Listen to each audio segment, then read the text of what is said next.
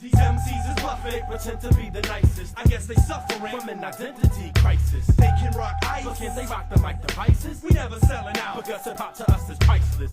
You need way more charisma now than you did back in the day. Like, I mean, at least on an underground or whatever level. Like, back in the day, you know, like, dude, I remember when Cannabis had the cover of The Source before his album came out. And, like, you would think about how unthinkable that would be a scant 13, 14 years later, where you see, like, it's like you look like Drake blowing up, like, super talented, skilled dude, a lot of charisma, you know what I mean, like, appeals to women, has a very definitive sense of fashion and style, like, you know, knows how to mix different styles of hip-hop musically, super savvy marketing-wise, like, all these other components, whereas, like, Cannabis, like, I mean, he would just spit, like, his beat, your beat, fucking someone clapping, like, rhythmic. I mean, you just rap. And, like, his verses were disgusting. He got the quotables, whatever. And, like, he had that same level of prominence. Like, Cannabis was Drake in 97. Like, people forget about that. And truthfully, I think if Cannabis had made a good first album, like, the future, like, you go to some, like, alternate Back to the Future, like, reality. You know what I mean?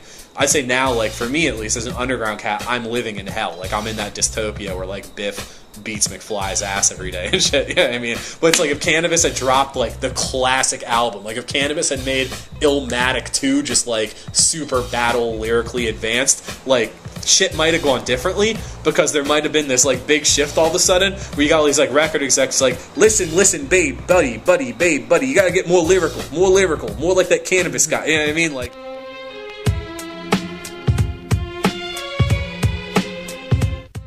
you know, before there was the internet, the only way you could understand where the fuck the guy was coming from is like Wu-Tang. You're like, what the fuck are up? What are these guys all about? Like, ninjas, rap, blaxploitation movies, Staten Island, okay, mafia. Okay, like, I get, like, all right. So, and then they're gonna tell stories about that and tell stories about, like, their lives listening to it, and, like, you know, you're only going to see, like, them snatches of them in a couple videos. There's, like, 9 of them, so it's, like, only a certain amount of camera time. And then, like, you know, you can't, like, go on the internet, though, and just, like, see everything. You know, like, you're going to, like, be, like, scrutinizing those album pictures, like, trying to figure out, like, who the fuck they are. I mean, I remember back in the day, dude, like, when I would show up in, like, places and they'd be like, oh, you're white? I mean, not that I don't think I particularly, I think I sound fairly white regardless. But, like, you know, it's just, like, that level of exposure through the internet, like, wasn't there yet, you know? The internet has made everybody, like, everyone's attention span, like, go to hell. Like, everyone's a lot more dilettantish. People can click off of you in, like, 2 seconds. The second, like, people hear, I see it, people listen to a song, the second they hear, like, a break in the song, dude, they're like, boom, done. Yeah, I mean, that's why, like, you look at the length of a song. Like, songs have become truncated. Like, people put out 2-verse, 2-minute songs. Because every album's a mixtape now. What's the difference between a mixtape and an album, like, nowadays? Like, what... You know, album, mixtape, do albums still get pressed up as CDs? Mixtapes don't, but, like, sometimes mixtapes are CDs and sometimes albums don't even come out, like, you know what I mean? Like, so...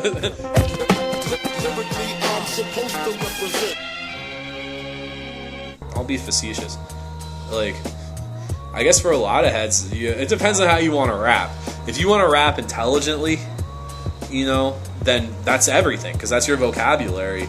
And that's not only your vocabulary, that's, like, if you're rapping and you're placing words down on paper, then you are essentially writing. You call yourself rapper, poet, whatever, but you're still writing. So it's like you can catch, like, different modes and styles from reading good nonfiction and fiction work that you can later employ, like, in your own, you can filter it through your own life and employ it in your own way. So, like, I mean, it can really, like, up the quality of your writing and the strength of your voice immensely.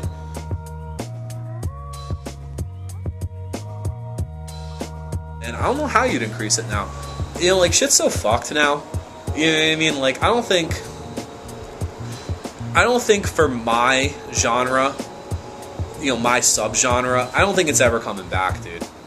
You know, I mean, I think, well, that's not true. I think it'll come back in years. Years from now, there'll be, like, a nostalgia for underground shit.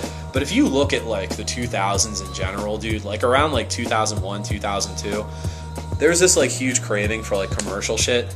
And, like, that really hasn't stopped. Like, if anything, it's only gotten bigger.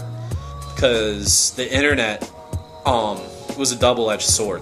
Because, yeah, it allowed some underground dudes to get their shit out to more people, like me for sure, and a lot of other underground artists. But it also demonetized the physical media game, so like you couldn't make money selling CDs anymore, so that put like a whole shitload of people out of business. And then there's also like, you know, pop music is always going to be more popular than the type of like avant-garde stuff. So while underground music was able to reach more fans, pop music was able to filter itself through sort of underground sensibilities and kind of like get like a whole shitload of the underground's fans too. And it wasn't like we were working with like a giant piece of the pie to begin with. And you know, like, dude, like, we're rappers, you know what I mean? Like, I'm a fairly savvy dude. Like, I know how to make a living off of rap. Like, I can go out and do the shows. I know how to operate my MySpace, Facebook, Twitter, like, to that end. You know, like, yeah, like, I know how to do the metrics and figure out all the synchronicity of shit like that. But the bottom line is, dude, like, I didn't become a rapper to do that shit, dude. Like, I didn't become a rapper to, like, really, like, sweat, like, you know, like, YouTube and, like, stuff like that. Like, I just like rapping. And I like rapping in, like, crazy exotic locales where, like, exciting things might happen for, like, new people. And, I mean, like, you know, I think a lot of underground dudes were the same way. There are certainly going to be people that are going to come out that are going to be lyrical. There are going to be people who come out who are going to be good. There are people who are going to be good that spit in a way that's absolutely nothing like us and have, like, a lot of commercial appeal, and they still do. And there are going to be people who achieve a lot of success. I don't think, though, anybody like us could come out now and do shit.